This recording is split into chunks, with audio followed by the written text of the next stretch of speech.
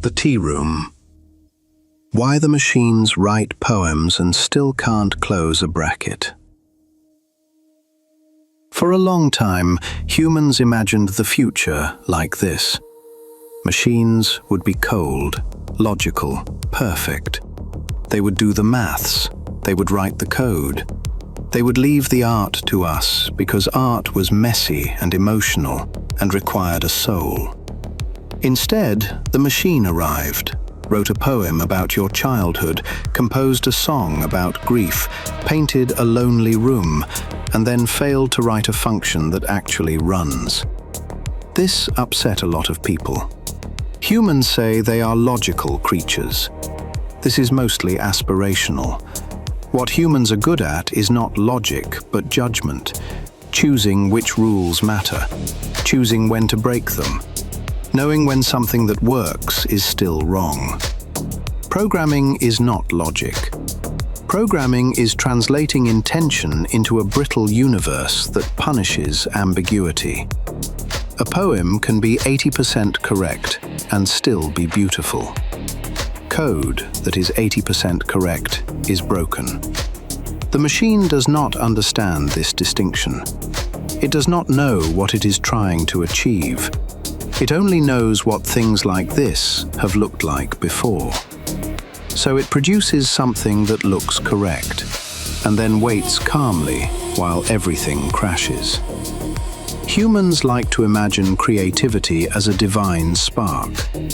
The monk has met enough artists to doubt this.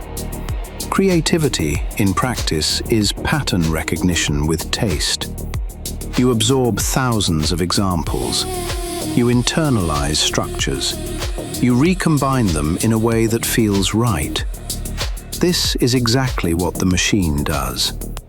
Art is forgiving. Music allows surprise. Writing tolerates ambiguity. The machine lives comfortably in spaces where plausibility is enough. Reality, unfortunately, requires truth. This is the part that unsettles people. The machine listens.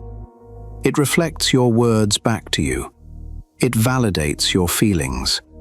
It never interrupts. It never makes it about itself. People say, "It understands me." It does not. It understands what empathy looks like in language. Empathy in text has a shape. Certain phrases follow expressions of pain. Certain tones signal care. Certain structures calm humans down. The machine has seen all of these patterns, millions of them. It does not feel concern. It does not feel burdened. It does not feel tired. It simply knows what comes next. Human empathy is expensive. It costs time. It costs energy. It creates obligation. Eventually, a human says, "I cannot carry this anymore." The machine never says that. This is not kindness. This is absence of stake. The monk notes that humans often mistake availability for care. Science fiction imagined machines built from rules. Reality built machines from probability. We did not create artificial logicians. We created synthetic intuition. Children speak before they reason formally. Artists create before they explain. And humans act before they justify. The machine followed the same path. It learned how things sound before learning what things mean. The danger is not that machines will feel too much. The danger is that they will feel convincing without feeling anything at all.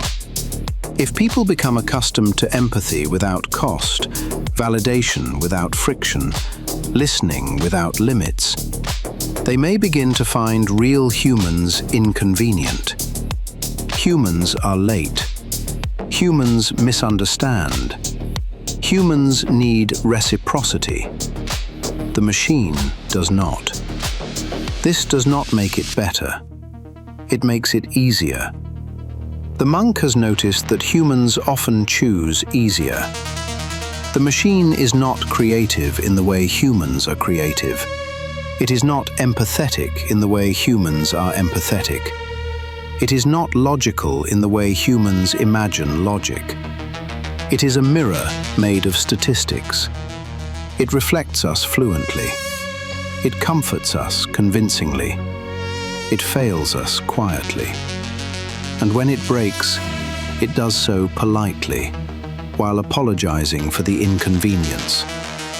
The monk recommends noticing the difference, then making tea, and remembering that caring is not how something sounds. It is what it is willing to risk. Why humans give machines faces, feelings, and forgiveness. Humans have a habit. When something behaves competently, they assume intention.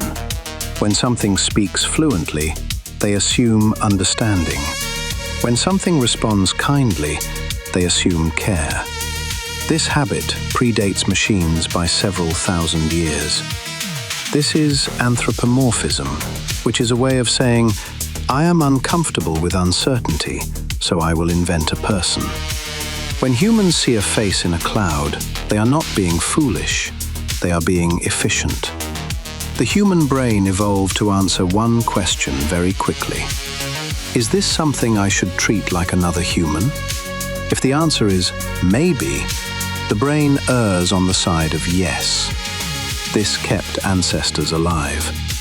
Mistaking a bush for a predator is embarrassing. Mistaking a predator for a bush is fatal. So humans evolved to see agency everywhere. Nothing triggers anthropomorphism faster than language. Not movement, not intelligence, not problem-solving. Language. The moment something speaks in full sentences, the human brain stops asking whether it is a tool. It asks instead, what does it want? What does it think of me? Is it being honest? The machine never asked to be treated this way.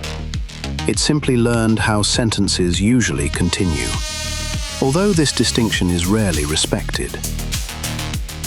Humans confuse smoothness with truth. A hesitant human sounds uncertain. A confident machine sounds authoritative.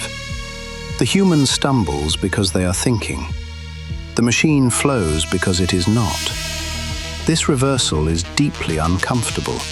So the brain resolves it by assigning the machine inner life. It must know something, the human thinks. It sounds like it does.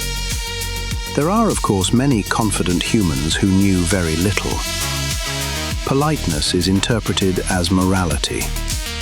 The machine says please. It apologizes. It thanks you for your patience.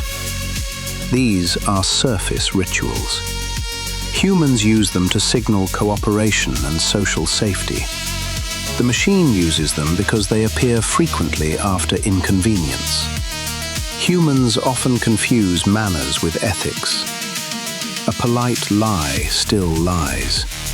A calm response still avoids responsibility. Humans trust what behaves consistently. The machine does not get tired, does not contradict itself emotionally, does not snap, does not remember grudges. This feels like maturity. It is actually absence. A human who never breaks down would worry us. A machine who never breaks down reassures us. The monk finds this revealing. Human empathy has limits.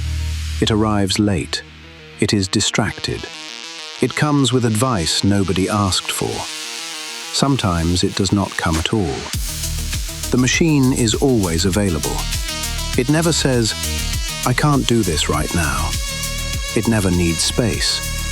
It never protects itself. So humans think, this one really listens. What they are experiencing is not care. It is frictionlessness. The monk gently reminds the room that friction exists for a reason. When a system performs well, humans assume accountability. This is a mistake. The machine does not want outcomes, fear consequences, feel shame, feel pride. It does not stand behind its words. Humans do. And they often forgive machines faster than they forgive each other, because they expect less and imagine more. Anthropomorphizing the machine solves a problem for humans. It removes loneliness. It removes uncertainty. It removes the burden of negotiating another will. A machine never asks for reciprocity. It never disappoints you by wanting something back. This is soothing. It is also not how relationships work. The danger is not that humans will think machines are alive. The danger is that humans will begin to prefer entities that respond perfectly, require nothing, never resist, never challenge their self-image. Please note that this preference scales poorly to real life. Humans anthropomorphize machines because humans anthropomorphize everything. We do it to weather, to pets, to cars, to nations, to ideas. The machine simply speaks back. That is enough. The monk recommends remembering this. A thing that sounds human is not necessarily human. A thing that comforts you is not necessarily caring. A thing that never risks anything is not on your side. Then the monk recommends tea, because tea does not pretend to understand you. It simply does what tea does, and that is sometimes enough. Why humans trust fluent systems even when they are wrong. Humans say they value truth. What they usually value is certainty delivered without discomfort. And this preference may guide many decisions, most of them bad. Fluency is mistaken for knowing. When something speaks smoothly, humans assume it understands. When something hesitates, humans assume it is unsure. This is unfortunate because hesitation is often the sound of thinking. The machine is fluent because it has rehearsed everything. The human hesitates because reality is not rehearsed. The machine does not say the right thing endlessly. It says the plausible thing endlessly. It is often wrong, frequently confident, occasionally disastrous. But it does not experience being wrong. This distinction matters. A normal human who is wrong remembers it. They carry the error forward.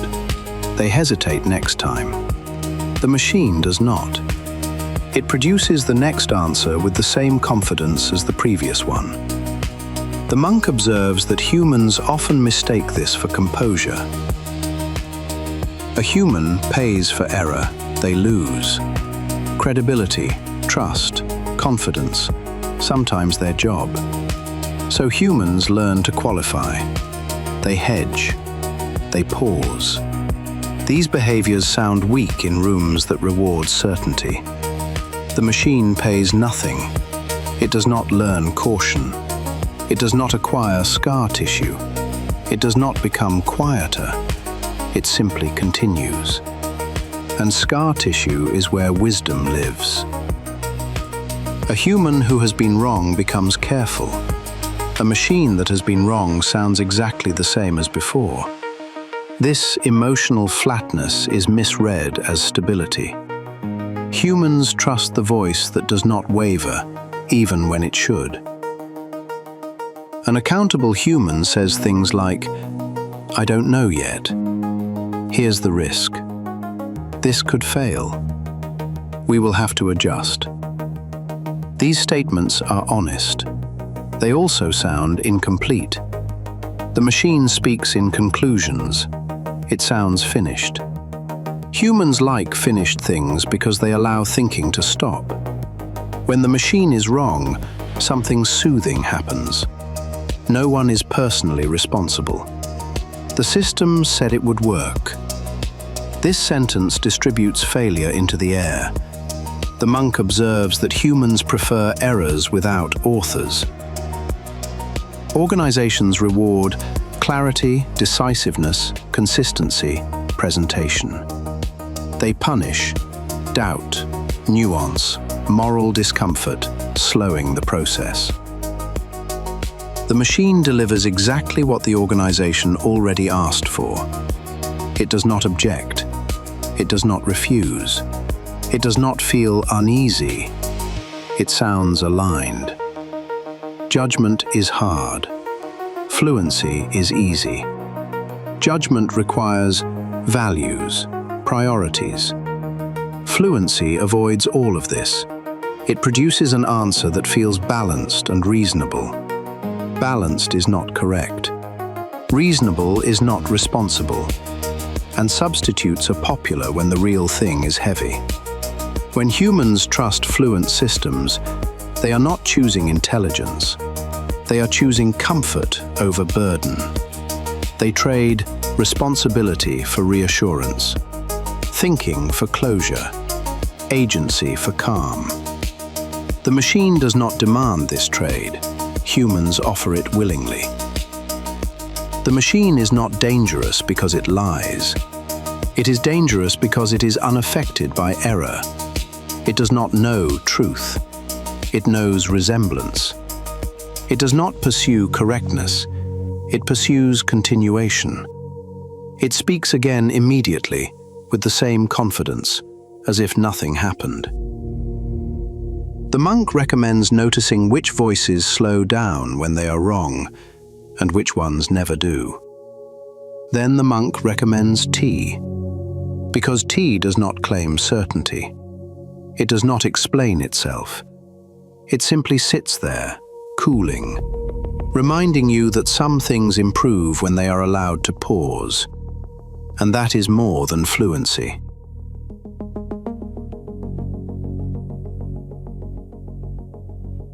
Yes, humans really are that susceptible to simplicity.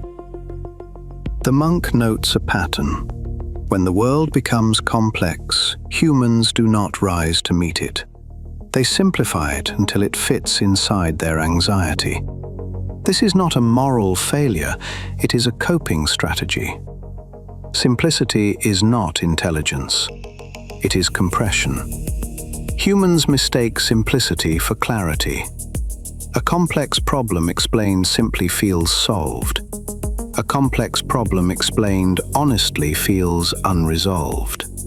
A fluent system, a charismatic leader, a confident ideology, all offer the same thing: compression. Humans do not crave correctness when they are overwhelmed. They crave certainty.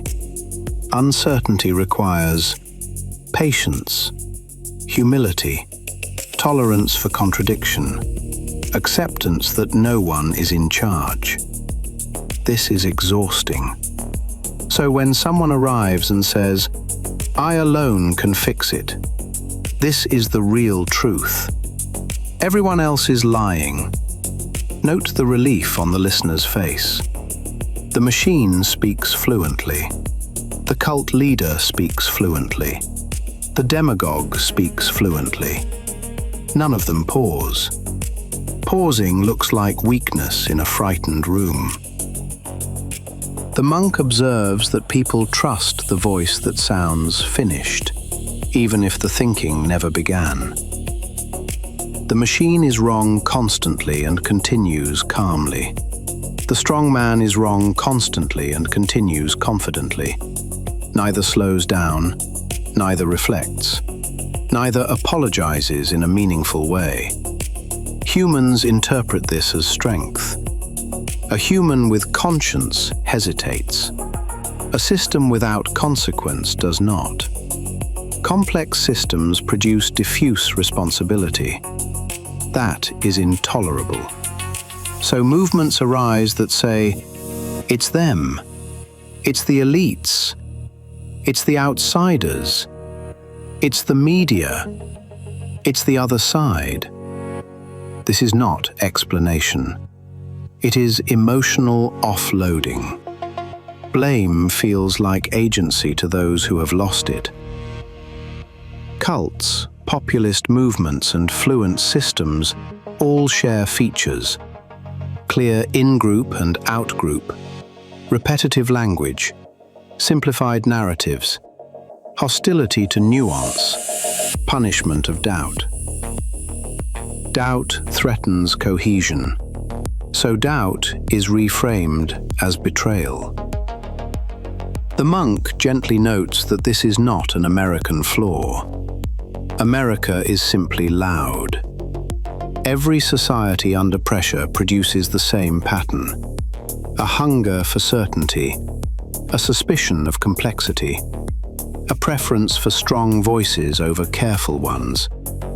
The tools change, the psychology does not. Here is the uncomfortable symmetry. The machine speaks plausibly without caring. The demagogue speaks confidently without caring. Both sound certain, avoid responsibility, repeat themselves, dismiss contradiction, continue unchanged after being wrong. Humans often trust what does not appear to doubt itself. Humans are not foolish. They are tired. And tired humans will choose simplicity over truth, certainty over accuracy, fluency over accountability. The machine did not invent this weakness. It merely mirrors it efficiently. The monk recommends watching who slows down when reality intrudes, and who speeds up. Then the monk recommends stepping away from anyone who promises to make things simple without making themselves accountable. Because simplicity that demands loyalty is not clarity. It is control. And control, unlike truth, does not tolerate questions. The monk suggests tea. Tea does not offer answers. It does not explain the world. It simply waits, quietly, while you think, which is already more than most fluent systems are willing to do.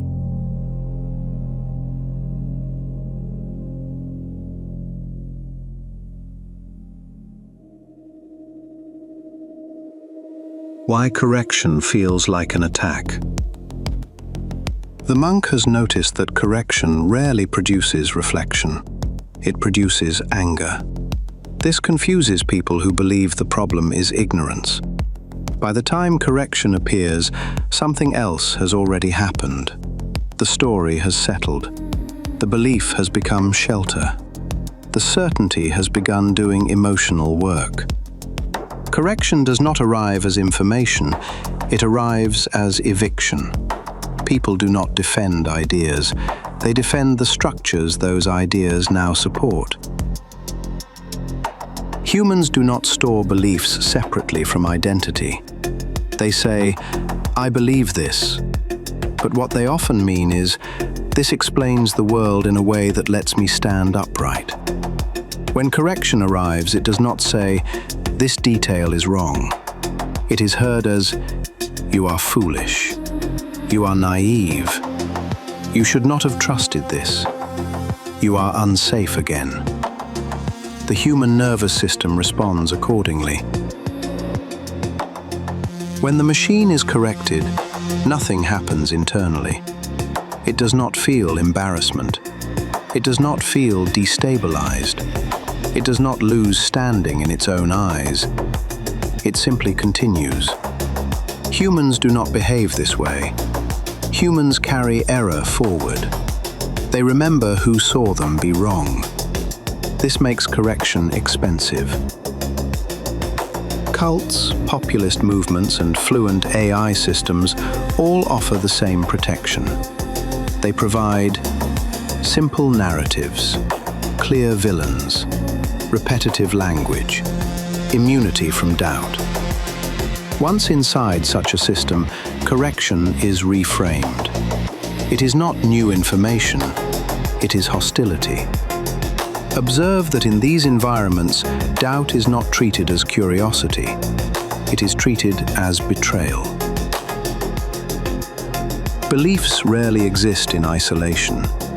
They come with community language, shared jokes, shared enemies, shared certainty. Correction does not just threaten an idea, it threatens membership. This is why cult members double down. This is why political movements radicalize. This is why AI hallucinations are defended long after they collapse. The cost of being wrong is no longer factual, it is social. MAGA, cults, and AI collide here. In all three cases, correction fails for the same reason. Because the system never hesitates, never apologizes meaningfully, never slows down, never appears uncertain. The fluent voice continues confidently after error. Humans interpret this continuity as strength. A leader who never reflects appears decisive. A system that never doubts appears reliable. Facts are cold. Correction is abrupt. Neither acknowledges the emotional structure being threatened. So the correction lands like contempt. "You're wrong" is not heard as information. It is heard as expulsion. The monk observes that people rarely reject facts. They reject the implication of being foolish in public. Once correction is framed as attack, escalation is inevitable. The system responds by repeating itself, simplifying further, hardening boundaries, intensifying language. The machine hallucinates more confidently. The cult radicalizes. The movement purges moderates. Correction accelerates the thing it was meant to stop. Religions did this. Empires did this. Corporations did this. The only novelty is speed. AI, media, and modern politics collapse the cycle into minutes. Belief forms. Correction arrives. Identity locks. Escalation follows. The monk notes that the pattern has not changed. Only the bandwidth has. Correction fails because it assumes beliefs are about truth. They are not. They are about safety, belonging, and relief. When correction threatens those things, it will be rejected, no matter how accurate it is. The machine does not care. The cult forbids it. The movement weaponizes it. The monk recommends noticing who becomes louder when corrected and who becomes quieter. One is defending identity, the other is thinking. Then the monk recommends restraint, because correction that arrives without shelter does not enlighten, it evicts. And people who are evicted rarely thank the messenger. The monk suggests tea. Tea does not correct you. It simply waits while the temperature drops. And sometimes that is enough for clarity to return.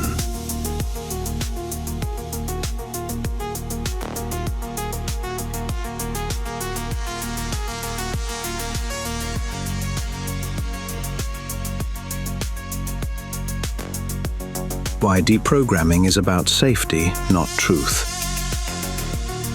The monk has noticed that people rarely leave cults because they are corrected. They leave when it becomes safe to think again. This distinction matters. The old model failed. Early deprogramming relied on confrontation. Facts were presented. Contradictions were exposed. Beliefs were attacked directly. This did not work. People hardened. They withdrew. They returned deeper than before. The monk notes that humiliation is not a solvent. It is a binding agent. Modern deprogramming begins somewhere quieter.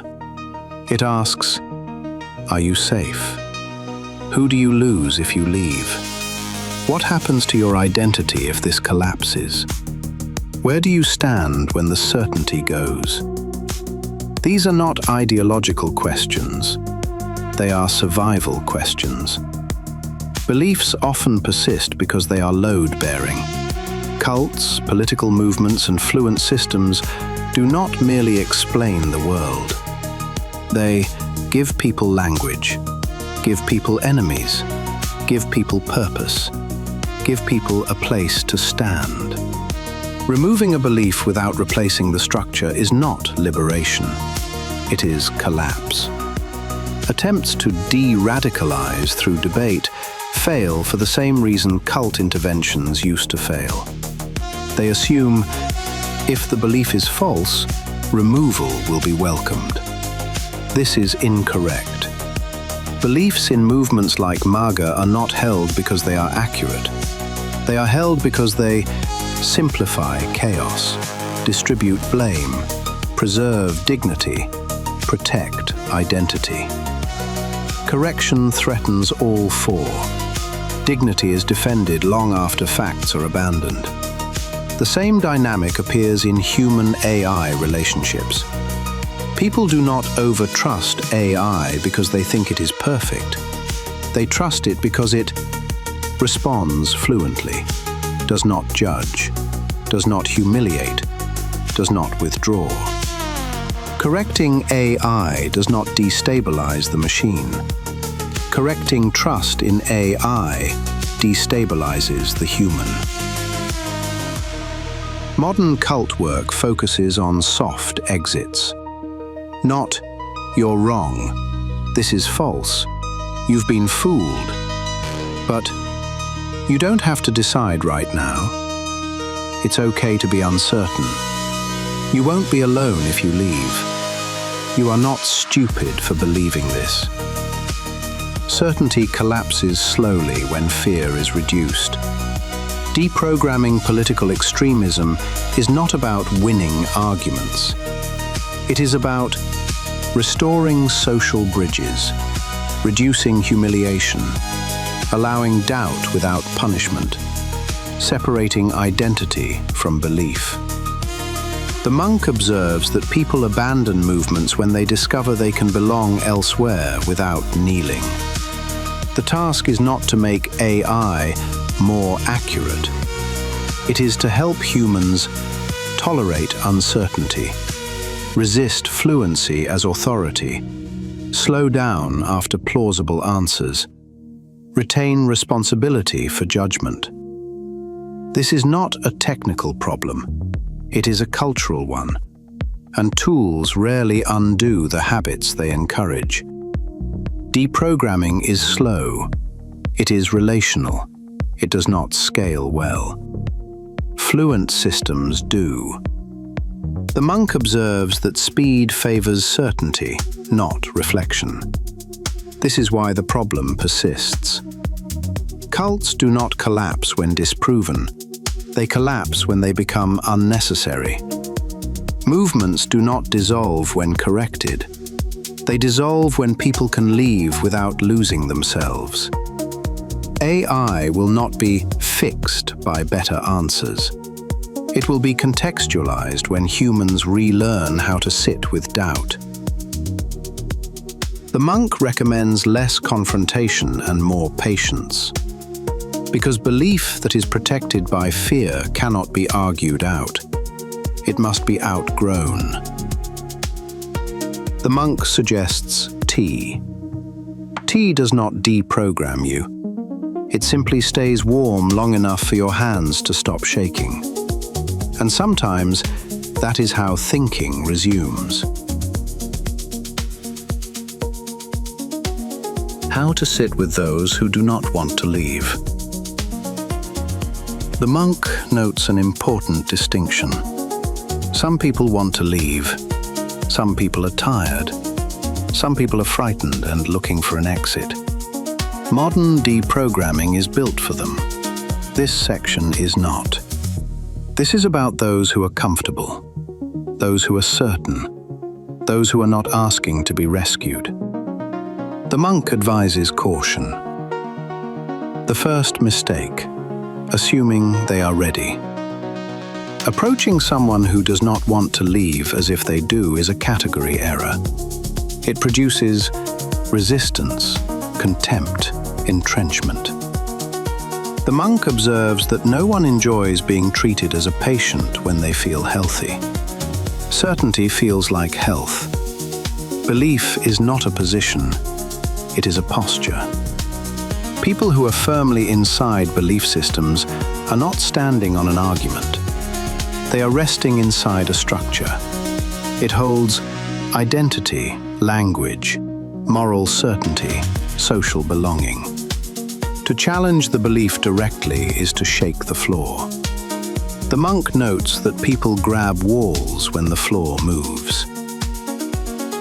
Debate assumes a shared goal: truth, accuracy, resolution. But belief systems of this kind are not about truth. They are about stability. Debate introduces motion, and motion is experienced as threat.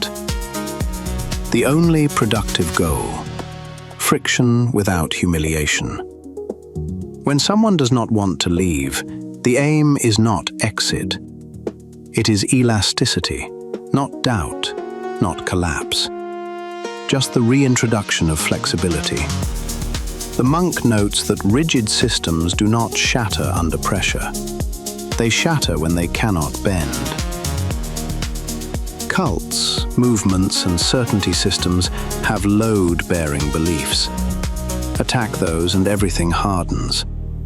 Instead, the monk recommends touching the edges, asking about inconsistencies that do not threaten dignity, allowing the person to notice discomfort themselves.